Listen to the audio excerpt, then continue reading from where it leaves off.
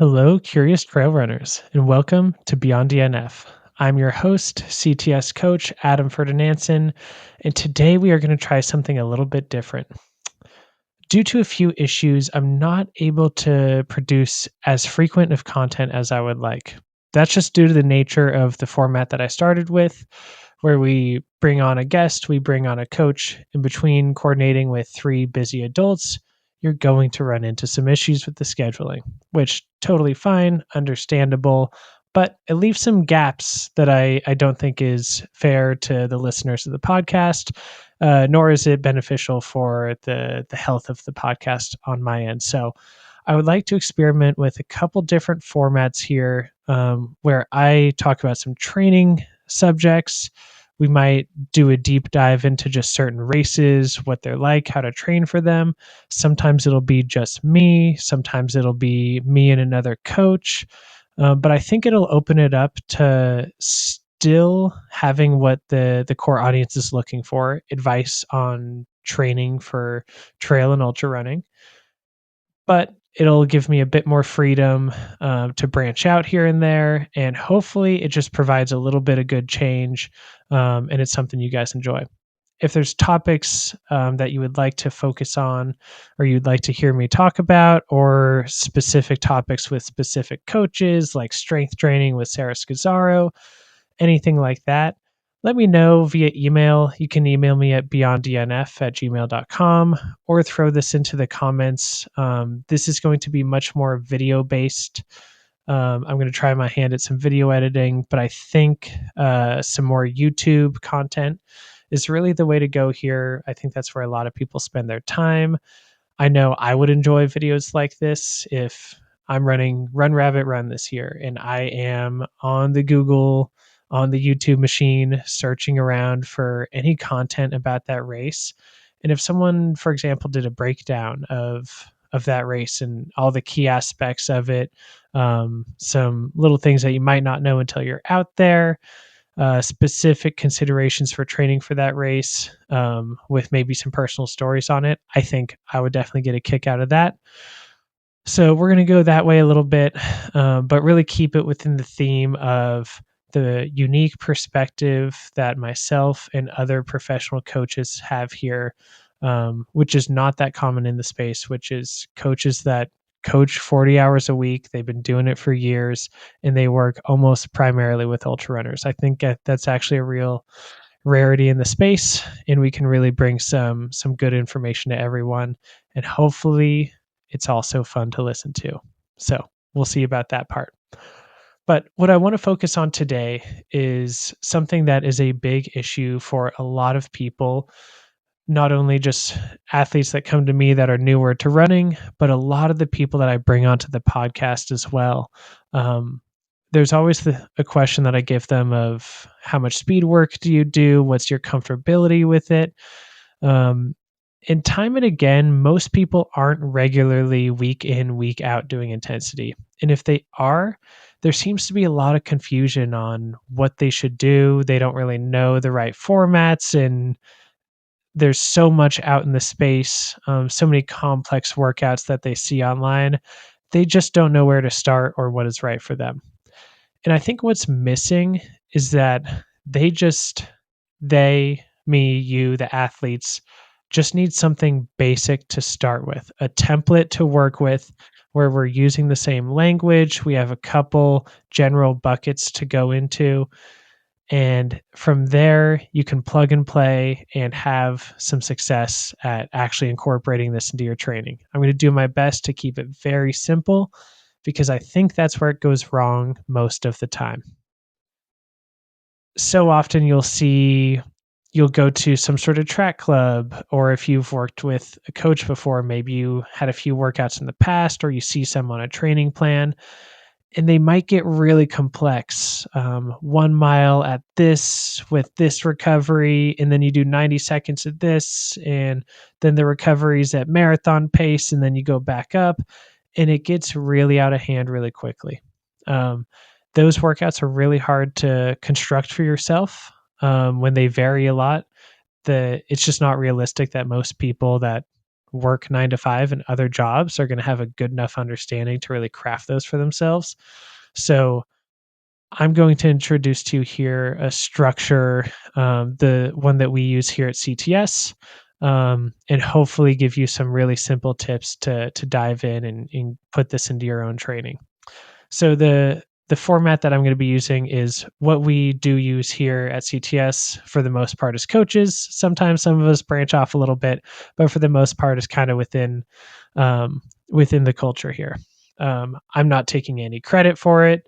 I would credit at least Jason Koop, and I think even he puts credit elsewhere most of the time for a lot of these, Chris Carmichael, other coaches, and they're not exactly branded workouts. We don't own a 3x10 tempo. Every people have been doing workouts like that for a very long time. But this is a really good framework for you to jump into. We're going to keep it simple, with high intensity training or speed work, whatever you'd like to call it.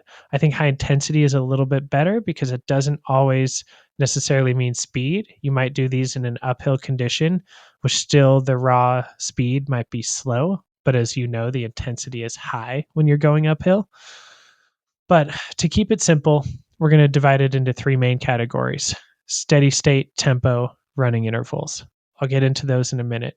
But the reason we do three is because one, we're not really able to get more granular than that.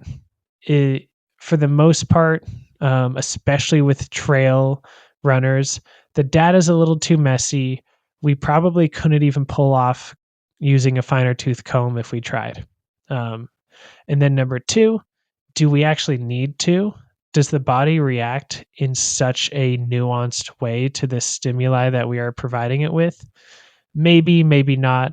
Um, I tend to land on the side of thinking that the adaptation signals that we're sending out to our body are very loud, noisy, kind of non-specific.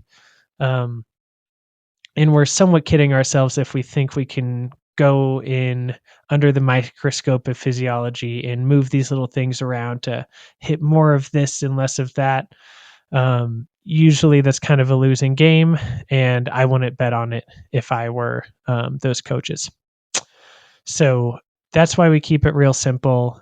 If you've been doing this week in, week out for 5 to 10 years and you have mechanistic reasons and ideas of why you want to do something more complex or use a more granular system, go for it. I would argue even then, there's not always use for it. But if you are listening to this and you get a lot of use out of this podcast, that's probably not you.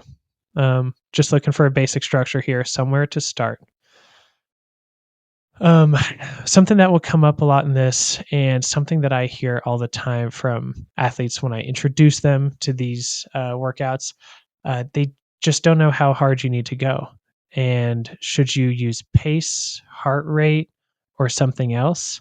What I'm going to advocate for here is a really simple method of just using RPE. We're not even going to go over the 10 zone scale really of RPE, of this is a 7, this is a 9, blah, blah, blah. I think as you get into these workouts, you can call it whatever you want. You're going to have a good feeling for it, as you gain experience that, okay, this is kind of what 3x10 effort feels like, if the workout is a 3x10 tempo, as I just mentioned. And we'll try to keep it really simple with that. The reason that that works and it's kind of a foolproof system is because the time at intensity of each workout or the accumulated work duration within that intensity is very much a governor on how hard we can go. We all know that we can run a 5K faster than we can run a marathon. And it's that exact same principle at work. When you have a total time and intensity of the workout of say 15 minutes with a 5x3, you can likely do that a lot harder than you can do a 3x10 tempo workout, which has 30 minutes of time at intensity. So that's a key metric you should pay attention to when crafting these workouts for yourself. And it's probably much more important for the most part than whether or not you're using 2-minute intervals or 3-minute intervals. We're going to shy away from that because I think it would quickly become not the simple introduction that we're looking for. When in doubt, target time at intensity, keep within a general range of interval duration, and we will go from there. And as long as you make each of these workouts generally challenging, some people might call that having one left in the tank or something like that. That's never really resonated with me personally. But something that challenges you, it's hard to accomplish, but not so hard where you're absolutely dreading it next week. You can't imagine doing it in 5 years and you're wiped out.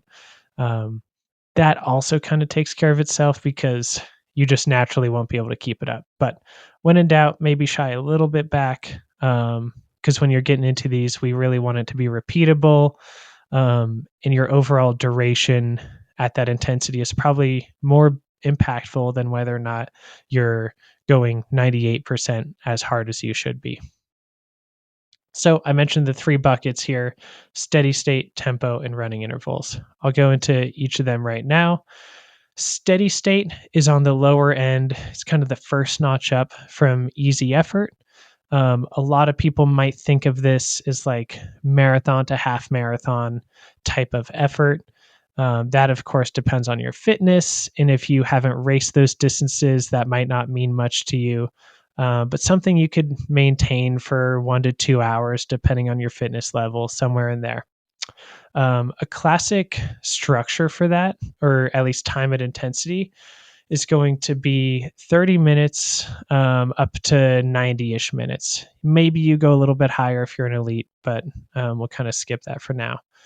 The ratio of the work period to the rest period is rather pronounced, 5 to 1 up to 8 to 1. And what that ends up looking like is something like 2 by 30 minute steady state with 5 minute recovery, 2 by 25 minute with 4 minute. You get the gist. It's floating in there.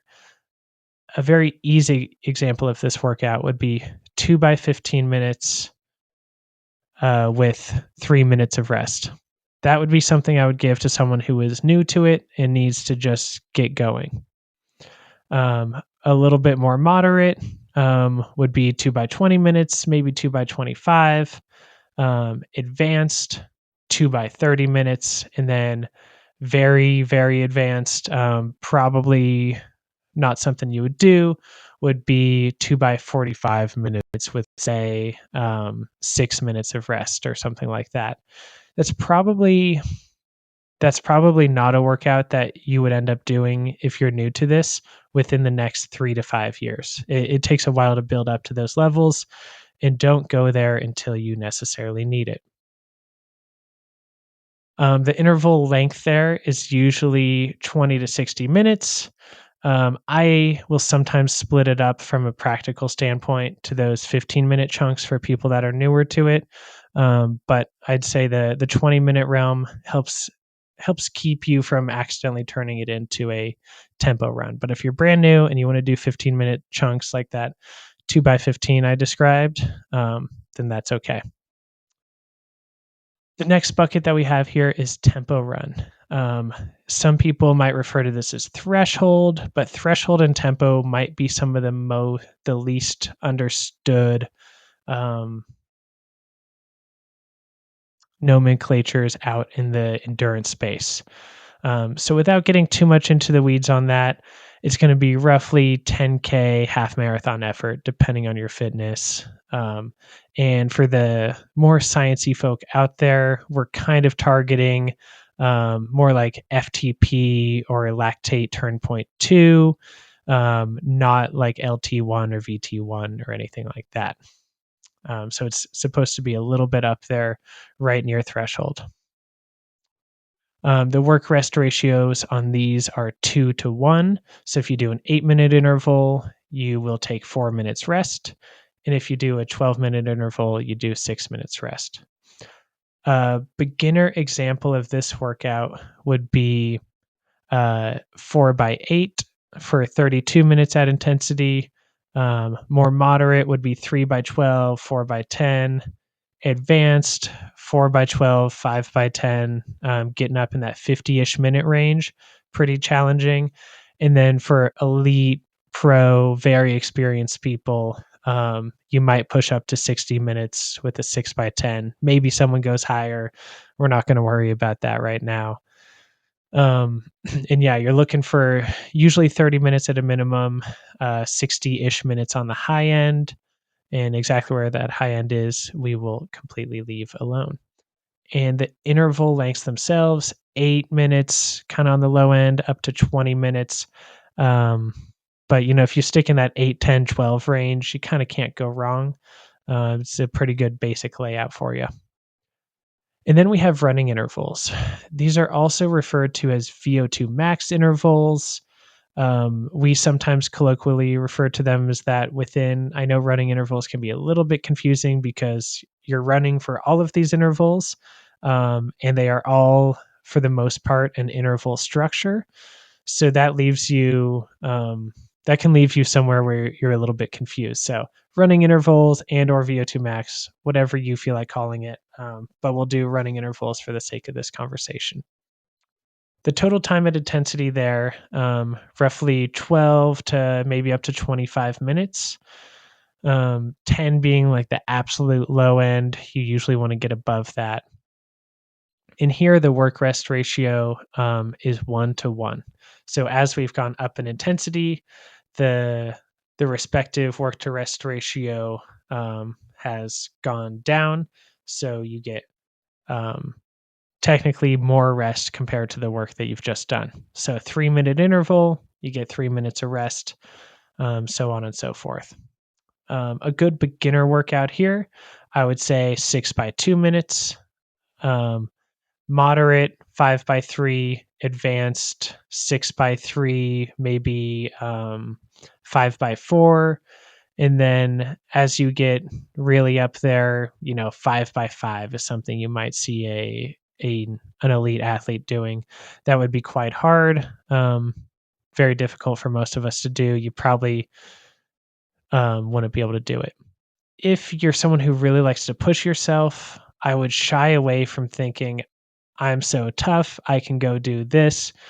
Physiology is real. If you try to go do a 5x5 minute, what's going to happen is you're just going to do a more low grade tempo workout because you won't be able to sustain the intensity that we're looking at for this. The RPE here is going to be pretty maximal. You'll find you're breathing really hard. You're not able to say much, especially in the latter half of these intervals. For the first 90-ish seconds, most people experience that it's not that hard, and then it gets really hard for the rest of the interval, and that progresses as you go through the set. Now, you are probably wondering how often you should do these. Do you need to do speed once a week, twice a week, 3 times a week, or more? A lot of what you'll see out in training plans and culturally is 2 times a week, and there is nothing wrong with 2 times a week. It's a pretty good ballpark for a lot of people. I give plenty of my athletes 2 high-intensity workouts a week, but if you're newer to it, or if for some reason you need more recovery time, sometimes that's applicable for aging athletes or whoever you might be, then something like once a week can be somewhere where you start and build up from there. Maybe it's all you can do, but probably a better middle ground is something like 2 workouts every 10 days or a workout every 5 days, however you'd like to think about that. That can be a good middle ground frequency. And how you would do that, I know that's kind of challenging with people that have typical 9 to 5 schedules. You're free on the weekends, and you can't start training like a pro athlete who can do some sort of 10-day cycle and move their life around for it. So you might still have your longer runs on Saturdays or something like that, and then simply kind of count out 5-day periods on the calendar, and maybe temporarily place those workouts at that frequency. And then you can just move everything around a little bit in a way that makes sense. Probably what matters more is that you're averaging 2 workouts every 10 days over a longer time period. And what doesn't matter as much is, was it exactly 5 days since the last one, as long as you're kind of well recovered. So if it lands on a Monday and you can't run on Mondays or you don't have good access to a treadmill, blah, blah, blah, then what you can do is just shift it to Tuesday. As long as it's kind of close, you're getting it roughly 2 every 10 days. You can leave it there. If you've been doing that for a while, you can progress to twice a week. And I think any higher frequencies are doable, but probably not the subject of this conversation. Another thing that I didn't tackle yet is rest periods. How do you do the rest in between intervals? Should you just completely stop? Should you sleep? Um, should you try to maintain some level of intensity? That's usually a mistake that I see a lot of athletes make. In this particular framework, we're not trying to leverage some sort of higher intensity in the rest intervals. Some people can chase that around with like float type structures, or you'll hear moderate effort rest. I don't think that's beneficial in terms of simplicity here. And for the most part, you don't need it. If just like everything else, if you've been doing it 5, 10 years and you want to go after some more specific adaptation and want to leverage something like that, go for it. But that is not what we are going to be chasing here. When in doubt, don't let the rest periods get in the way of the intervals. You want them to maximize the amount of time the amount of time and intensity you can achieve in the other intervals, or else you wouldn't be doing intervals at all. The rest period is there to rest. So, what that might look like is jogging really easily downhill before you start going uphill again. It might look like hopping off the treadmill, getting some water, or stopping on the track, hands on the knees. Um, it can be really slow jogging. It can be walking. If and when this is an issue with one of my athletes, I usually just say, just walk the rest. We can go up from there maybe later. Not worth overcomplicating it. Uh, no pressure to do anything heroic during the rest periods. Um, One thing that I wanted to get to too is the mental side of these. These workouts are hard. A lot of people aren't used to it necessarily, and you might not love it. The really good news here is that that gets better. The more time that you spend doing these, the more time that your brain has to adapt to the signals that you're receiving.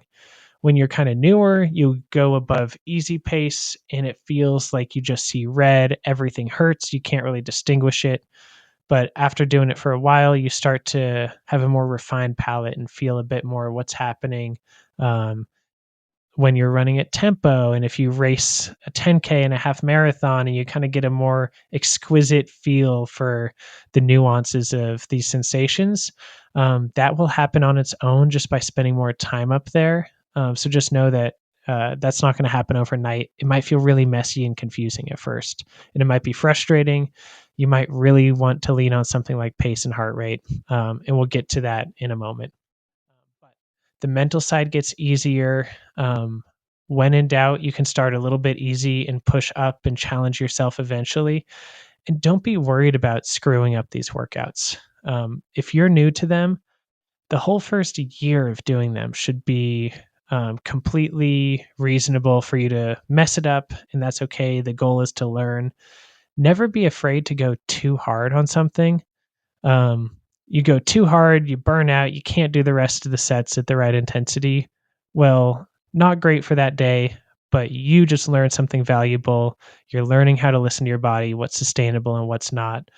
I don't think there should be an overwhelming fear of messing up those workouts. If you are training for the Olympics and you've been running for 10 years at a really high level, then there's a bit more emphasis on not screwing it up. But for now, screw it up, make mistakes, really go into it with curiosity on the mental side and examine the pain, be like Courtney DeWalter, exploring the pain cave.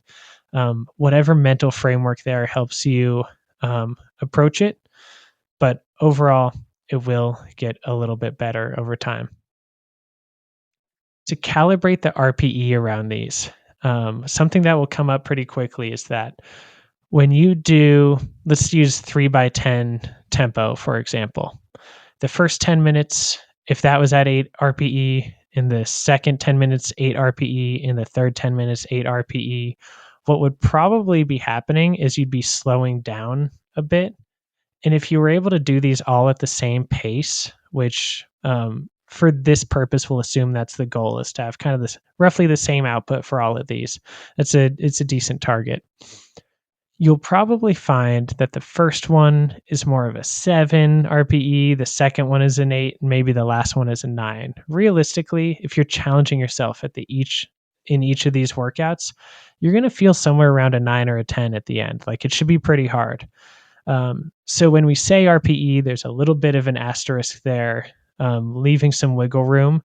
But I think the right way to go about this, if you're not sure and you're having issues with it, is look at the data after the fact. So you can use Strava grade adjusted pace, Training Peaks normalized graded pace, or you can do it on a flat surface that's more controllable, so that pace is just a better benchmark of intensity. Even if you're training for a trail race, if you want to learn these workouts, you can do it on a track, treadmill, bike path, something to make it a little bit more clean with the data so you can see what's happening. And what you're looking for is, are you starting fast and blowing up or something like that?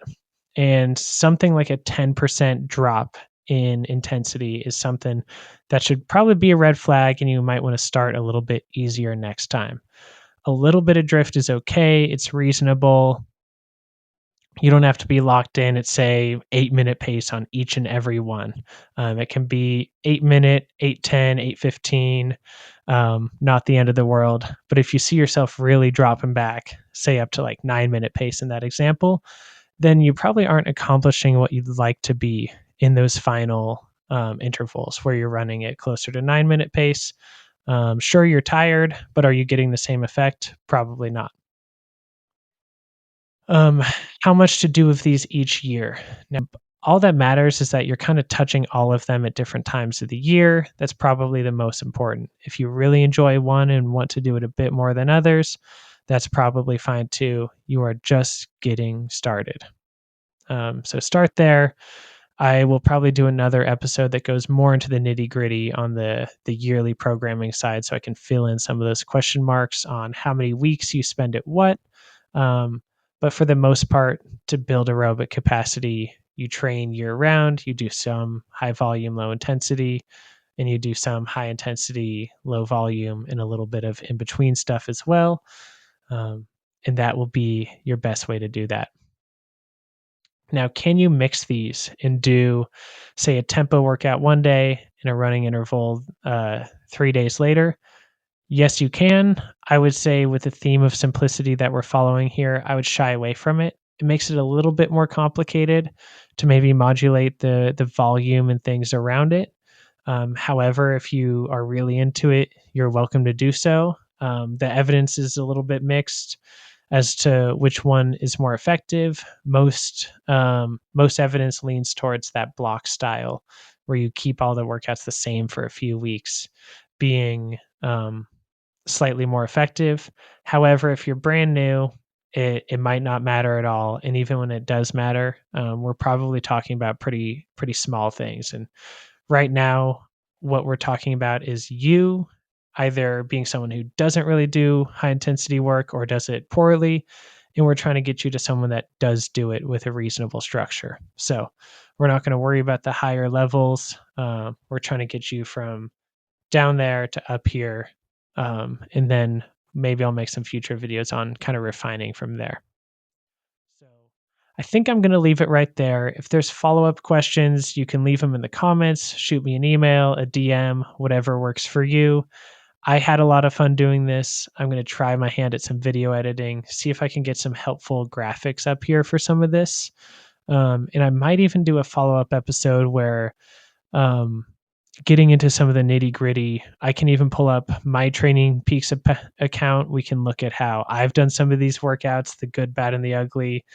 Um, just because I would use an athlete, but that's not fair to them. I'm happy to throw up my data in all its imperfect glory, and we can look at that for some examples of kind of what I'm talking about. And there's plenty of days that I've screwed up we can look at. So thank you all for joining me here. I had a blast, and I hope to do more of these.